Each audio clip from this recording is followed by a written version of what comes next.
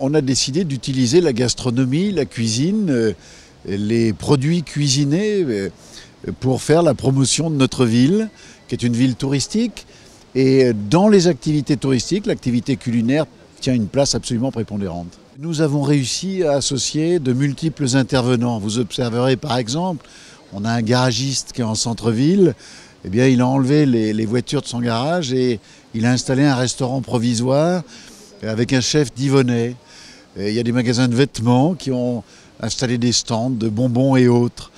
C'est une ville, ce qui est très difficile, c'est d'emmener tout le monde dans la même direction et de faire travailler tout le monde dans le même sens, que tout le monde tire la charrue pour un objectif commun. Et là, nous y sommes parvenus, l'Office du tourisme, le casino, la commune bien sûr, les commerçants, les associations, et je trouve que c'est un très beau résultat. Moi, je pense que les Français redécouvrent cette vieille tradition française. Vous savez, je suis à l'Assemblée nationale le successeur d'Anthelme Brillat-Savarin, qui avait publié en 1826 un ouvrage qui fait référence, la physiologie du goût. Il avait été député, magistrat, maire d'une ville importante de notre région, qui est la ville de Belley. Mais c'est surtout un gastronome exceptionnel. Et je suis frappé de voir comment au fil du temps, avec la grande consommation, les grandes surfaces, la vente de plats préparés et cuisinés, on a oublié ce très très beau lien culturel, cette très très vieille tradition française qu'est la tradition de la gastronomie. Parce que la gastronomie, elle allie tout.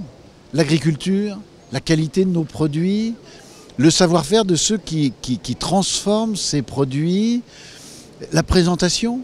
Moi, je regarde les couleurs des assiettes, je regarde la disposition, mais c'est un travail d'artiste. Eh bien, le sentiment que nous avons, c'est qu'aujourd'hui, les Français redécouvrent cela. Peut-être parce qu'un jour, on leur a appris qu'ils avaient acheté dans des plats surgelés de la viande de bœuf et qu'en réalité, c'était de la viande de cheval.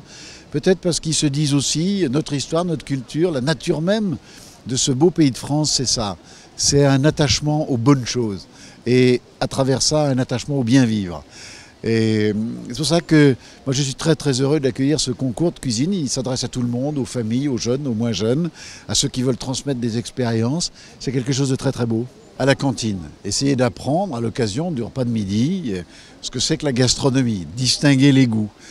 Et puis vous savez que le gouvernement a fait une réforme, elle est un peu discutée, c'est la réforme du temps scolaire qui donne 1 heure par jour que les communes doivent organiser. Eh bien, nous avons souhaité, là aussi, que la gastronomie, que la découverte de la cuisine y prenne sa place.